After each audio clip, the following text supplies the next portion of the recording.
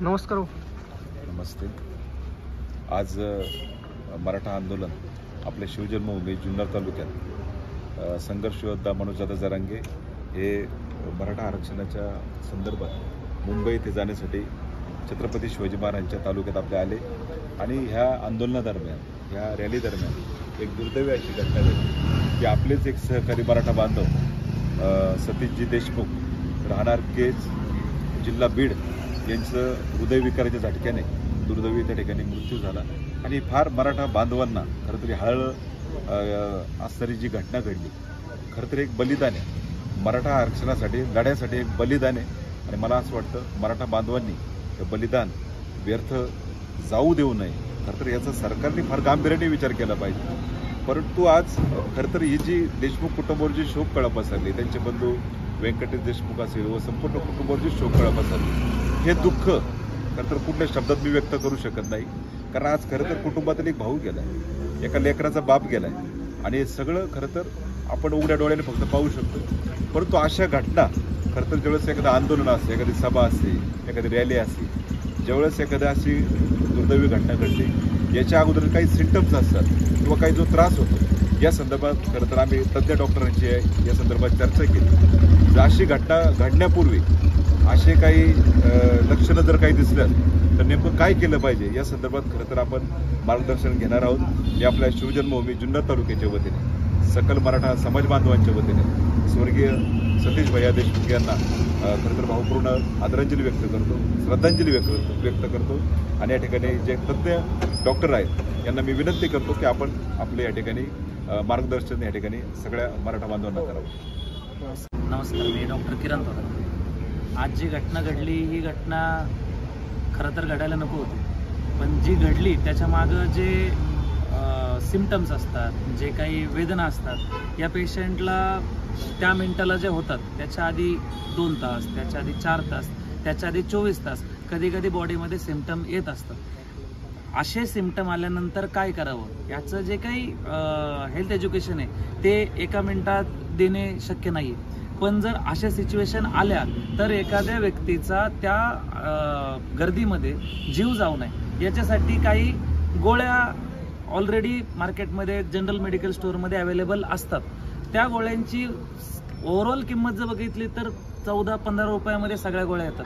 पण त्या तुमचा हृदयाचा जो येणारा अटॅक आहे, जो काही ज्या सिच्युएशनमुळे आज आपला पेशंट दगावलाय, त्या सिच्युएशन टाळण्यासाठी ज्या गरजेच्या गोळ्या असतात ते 12-13-14 रुपयामध्ये गोळ्या भेटतात.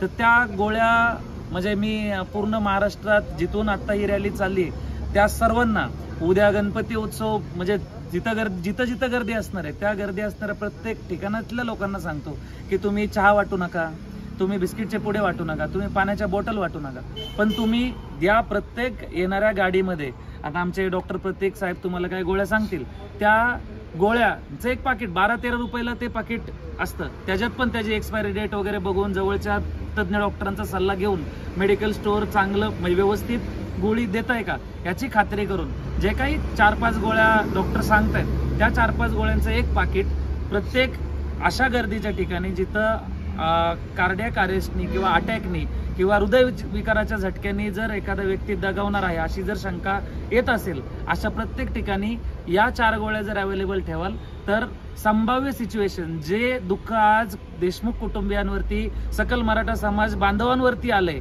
हे बलिदान व्यर्थ न जावं यासाठी आम्ही आज इथं ही जी काही व्हिडिओ बनवतोय ती त्यासाठीच बनवतोय की या हॉस्पिटलमध्ये आता आपला बांधव आहे, तो मागच्या 2 तासापूर्वी आपल्या सोबत होता, आज तो आपल्यामध्ये नाहीये. ही घटना फक्त त्या असं नाही की त्या गोळ्यांनी लगेच तो पेशंट वाचणार आहे, पण ज्या हॉस्पिटलमध्ये तुम्ही जाल त्या डॉक्टरांना काहीतरी ग्रीप भेटेल, काहीतरी ट्रीटमेंट जास्त करण्याचे चान्सेस जे असतात ते त्या डॉक्टरांना भेटतील, एवढीच मी विनंती करतो. आणि मी सर्व जे काही जिथं गर्दी असेल, गरजेचं नाही की ते आत्ता पुरतच आहे, जिथं गर्दी असेल तिथं या 4-5 गोळ्या जर अवेलेबल ठेवाल तर हृदयविकाराचा येणारा जो झटका आहे, ज्याच्यामुळं जीव जाण्याचे चान्सेस जास्त आहेत, ते टाळण्यासाठी मदत होईल. मी डॉक्टर प्रतीक यांना विनंती करतो की त्यांनी त्या गोळ्यांची नावं आणि त्या पुढच्या माहिती सांगाव्या. नमस्कार, मी डॉक्टर प्रतीक चव्हाण. अशा कंडिशनमध्ये सर्वात पहिले हृदयविकाराची लक्षणं काय असू शकतात हे जाणून घेणं महत्त्वाचं आहे. जसं की अस्वस्थ वाटणे, मळमळ न होता डायरेक्ट उलटी होणे किंवा मळमळ होणे, छातीत दुखणे, हात दुखणे. सगळ्यात पहिले पेशंटला तर काहीतरी एक गट फिलिंग येते की काहीतरी रॉंग आहे, पेशंटला वाटतं की काहीतरी दुखतंय. हार्ट अटॅकचा त्रास हा ॲसिडिटीच्या त्रासाशी समवर्गीय असू शकतो. त्याच्यामुळे ॲसिडिटी जरी झाली तरी या गोष्टीकडं दुर्लक्ष करायचं नसतं. आता जेव्हा आंदोलन सदृश्य परिस्थिती असते, जेव्हा हेल्थकेअर फॅसिलिटी म्हणा, हॉस्पिटल म्हणा, दवाखान्यापर्यंत पोहोचणं चॅलेंजिंग होऊ शकतं. अशा कंडिशनमध्ये तुम्ही व्यवस्थित लक्षणं ओळखून मी ज्या सांगतोय त्या गोळ्या देऊ शकतात, ज्या गोष्टीमुळे कदाचित हे गोष्ट हार्ट अटॅकसारखी सिरियस गोष्ट प्रिव्हेंट करायला मदत होऊ शकते किंवा उपचारात त्याचा एक ॲड ऑन म्हणून मदत होऊ शकते.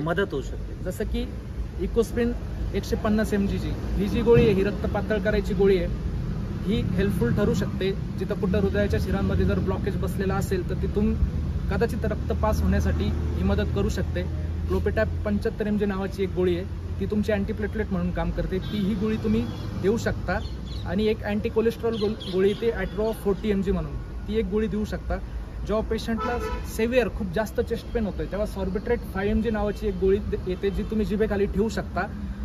जर ती गोळी जिभेखाली ठेवून पेशंटला बरं वाटतंय तर समजून जायचं की तो हार्ट अटॅक आहे. जर ती गोळी जिभेखाली ठेवून पेशंटला बरं नाही वाटत आहे तर त्या पेनचं हार्ट अटॅकसह दुसरं काही कारण असू शकतं. लक्षात घ्या, ह्या गोळ्या फक्त प्रिव्हेंट करायला मदत करू शकता, प्रिव्हेंट करू शकत नाही. ह्या गोळ्या घेऊन पण तुम्हाला जवळच्या जवळ हॉस्पिटलमध्ये लवकरात लवकर संपर्क करून डॉक्टरांचे मार्गदर्शन घ्यायचे आहे. एवढं बोलून मी संपवतो. या गोळ्या घेतल्यानंतर तुम्हाला हॉस्पिटलमध्ये जायचंच आहे. या गोळ्या घेतल्यानंतर म्हणजे काय, डॉक्टरची फी 50, 60, 100, 200, 500 जी असेल ती जीवापेक्षा मोठी नाही. तुम्ही त्या गोळ्या घेऊन डॉक्टरांकडे जाऊन सांगा की ह्या गोळ्या घेतल्यात, असा त्रास मला होतोय, एवढं तुम्ही करू शकता.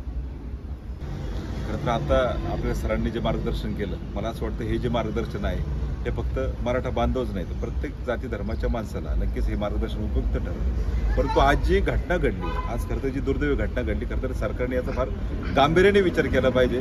खरं तर सतीश देशमुख सारखे अनेक मराठा बांधव जे डोळ्यात काहीतरी स्वप्न घेऊन आले, आपल्या लेकराबाळांचं स्वप्न घेऊन आले, आपल्या पुढच्या पिढीचं स्वप्न घेऊन आले. आणि असं स्वप्न घेऊन येत असताना एखादा कुटुंबावर एवढे मोठी शोककळा पसरला. मला असं वाटतं फक्त देशमुख कुटुंबावर ही शोककळा नाही, ही संपूर्ण महाराष्ट्रावर शोककळा आहे. याचा सरकारने गांभीर्याने विचार करावा आणि आमच्या मराठा बांधवांचं जे तळमळीची सगळ्यांची जी विनंती आहे, या इतक्या दिवसापासून हा जो लढा सुरू आहे, मनोजी जरांगे पाटील यांचा जो लढा सुरू आहे, खरं तर याचा गांभीर्याने फार विचार करावा हीच माझी या निमित्तानं खरं तर कळकळीची विनंती असेल. आणि आज खरं तर आपण पाहतोय सगळे मराठा समाज बांधव खरं तर माणुसकीच्या नात्याने आज बीड जिल्ह्यातील आपले हे सहकारी आहेत, परंतु आपले जुन्नर तालुक्यातली छत्रपती शिवाजी महाराजांचे संस्कार आहेत. म्हणून माणुसकीच्या नात्याने आम्ही सगळेजण या देशमुख कुटुंबाच्या दुःखात आम्ही सगळेजण सामील आहोत. आणि ज्यांच्यावर ही फार मोठी शोककळा पसरली, खरं तर त्यांचे बंधू व्यंकटजी देशमुख हे नक्कीच मनोजदादा जरांगे पाटील यांचे विश्वासू सहकारी आहेत आणि ते बऱ्याच वर्षापासून त्या लढ्यात सामील आहेत. मी खरं तर व्यंकटेश भाऊंना पण विनंती करतो की खरं त्यांना शब्द हे न सुचणारे आहेत, परंतु खरं तर हे दुःख काय बोलावं आणि किती बोलावं, खरं तर निशब्द आम्ही सगळे आहोत, काय हरकत नाही. परंतु मी सगळ्या पुण्याच्या एकदा सगळ्या तालुक्याच्या वतीने श्रद्धांजली